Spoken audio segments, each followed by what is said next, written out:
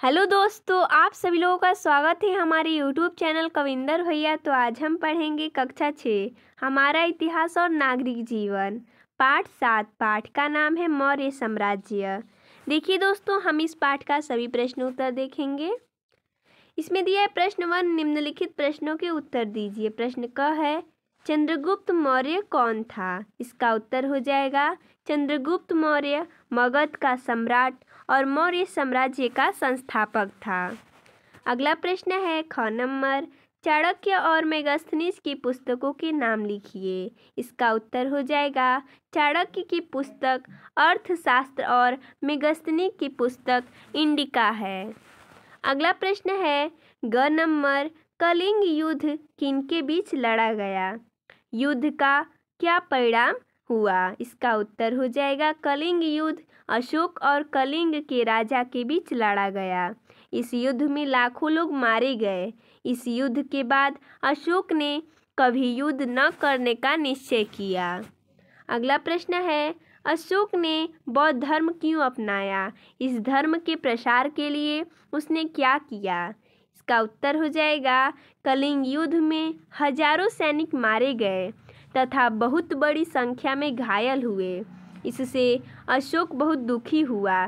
तभी इसने निश्चय कर लिया कि वह भविष्य में कभी युद्ध नहीं करेगा और उसने बौद्ध धर्म अपना लिया तथा अहिंसा का पालन करने लगा। अगला प्रश्न है हमारा राष्ट्रीय चिन्ह क्या है। इसका उत्तर हो जाएगा हमारा राष्ट्रीय चिन्ह 4 सिंहों वाली आकृति है, जिसमें 3 सिंह दिखाई देते हैं। एक सिंह पीछे की ओर होने के कारण दिखाई नहीं देता है। अगला प्रश्न है मौर्यों की प्रशासन का वर्णन करिए। इसका उत्तर हो जाएगा मौर्य प्रशासन। मेगस्थनीज की इंडिका और कौटिल्य के अर्थशास्त्र से मौर्य प्रशासन तंत्र की जानकारी मिलती है। चंद्रगुप्त मौर्य के हाथ में शासन के सारे अधिकार थे। उसकी सहायता के लिए एक परिषद थी जिसमें बुद्धिमान सदस्य राजा को सलाह देते थे। प्रशासन के लिए साम्राज्य 3 स्तरों में बटा था, केंद्र, प्रांत, जनपद, शहर और गांव। इस समय नौकरशाही व्यवस्था थी। वेतन नगद राज्य कोष से दिया जाता था। राजा दौरा करके प्रांतों से लेकर गांवों तक की खबर रखता था। गुप्तचर पूरे साम्राज्य की सूचना राजा को देते थे। बाहरी आक्रमण और आंतरिक विद्रोह को दबाने के लिए पैदल, हाथी और घोड़ों से निर्मित थल सेना थी। कृषि कर, सिंचाई कर, व्यापार कर आय के मुख्य स्रोत थे। राज्य के जंगलों और खानों पर राज्य का स्वामित्व था। राज्य सेना के लिए हथियारों का निर्माण करते थे। लगभग 2500 वर्ष पूर्व का यह मौर्यकालीन प्रशासनिक ढांचा आज भी हमारे देश के ढांचे से मिलता है। अगला प्रश्न है सही और गलत का बताइए। देखिए, हमने यहाँ पर बताया है, दिया है अशोक ने अपने साम्राज्य विस्तार के लिए कई युद्ध किए। ये क्या है, सही है। आगे चंद्रगुप्त मौर्य ने सेल्यूकस को हराया, क्या है, सही है। आगे अशोक का उत्तराधिकारी उसका पुत्र बिंदुसार था, ये क्या है, गलत है। आगे चंद्रगुप्त मौर्य ने चाणक्य को अपना मुख्यमंत्री नियुक्त किया, ये क्या है, सही है। आगे सही जोड़ी बनाइए। दिया है पाटलिपुत्र नगर, ये हो जाएगा 6 परिषद के द्वारा शासित था।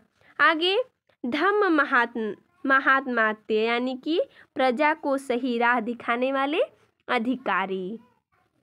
आगे चाणक्य ने चंद्रगुप्त को प्रशिक्षित किया नंद वंश के शासकों को परास्त करने के लिए। आगे है अशोक ने अपने पुत्र पुत्री को श्रीलंका भेजा, किसके लिए, बौद्ध धर्म के प्रसार के लिए। अगला प्रश्न है पता कीजिए और लिखिए। प्रश्न 1 है अशोक की लाट पर बने 4 सिंहों का प्रयोग कहाँ कहाँ किया गया है। इसका उत्तर हो जाएगा अशोक की लाट पर बने 4 सिंहों को भारत ने राष्ट्रीय प्रतीक के रूप में अपनाया है और इसका प्रयोग भारतीय मुद्राओं एवं केंद्र सरकार के प्रशासनिक अधिकारियों एवं सैनिकों की वर्दी पर किया जाता है। अगला प्रश्न है, नीचे दिए गए क्रियाकलापों में से किसे आप सही एवं किसे गलत मानते हैं? अपना उत्तर सही एवं गलत का निशान लगाकर स्पष्ट कीजिए। देखिए, क्रियाकलाप है दूसरों के लिए गलत बातें करना, क्या है? गलत है। दूसरों के साथ समानता का व्यवहार करना, ये क्या है? सही है। प्रेम पूर्वक बोलना, ये क्या है? सही है। लड़कियों को समान अधिकार देना, ये क्या है? सही है। आपस में मारपीट करना, ये क्या है? गलत है। प्राणियों एवं जीव जंतुओं की सुरक्षा करना, ये क्या है? सही है। बाल मजदूरी को रोकना, ये भी क्या है? सही है। वृक्षारोपण को प्रोत्साहन करना, ये भी क्या है? सही। तो देखिए दोस्तों, इसमें इतना ही प्रश्न दिया था। तो मिलते हैं नेक्स्ट वीडियो में, तब तक के लिए धन्यवाद दोस्तों।